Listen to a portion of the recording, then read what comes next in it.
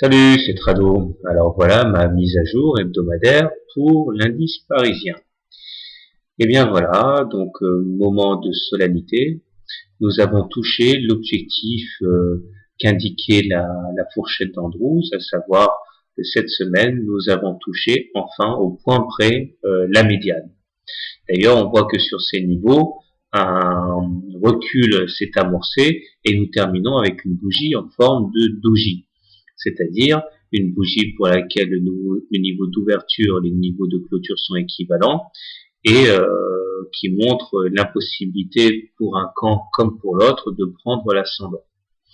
Si nous avions une bougie de baisse la semaine prochaine, nous aurions une configuration assez dangereuse en étoile du soir, qui pourrait être potentiellement assez dévastatrice, mais ne préjugeons pas de ce qui va se passer la semaine prochaine. Pour l'instant, c'est simplement un doji. Alors, en même temps, les indicateurs techniques se sont améliorés une fois de plus, puisque le MACD ajoute une nouvelle séance d'avancée.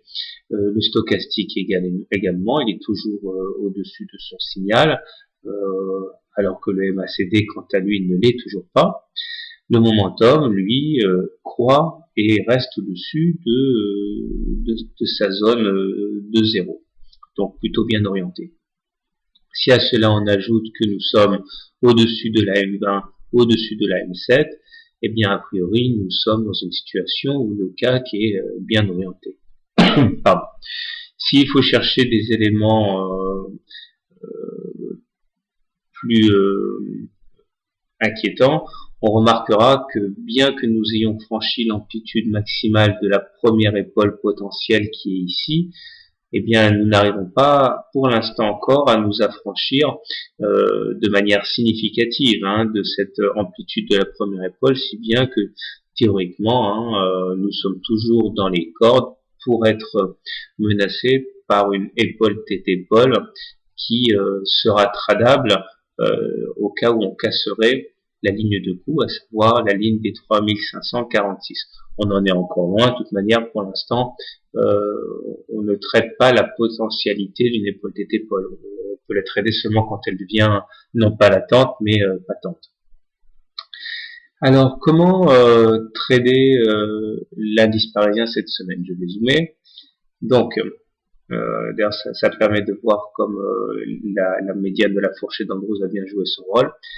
Je pense que si je devais acheter l'indice parisien maintenant, compte tenu de tout ce que j'ai dit, j'attendrai un recul, j'attendrai qu'on prenne appui sur la M20 par exemple, et je mettrai un stop loss en cas de clôture sous la M20, l'objectif étant d'aller chercher dans un premier temps la Bollinger supérieure, et pourquoi pas rallier le précédent sommet à 4088.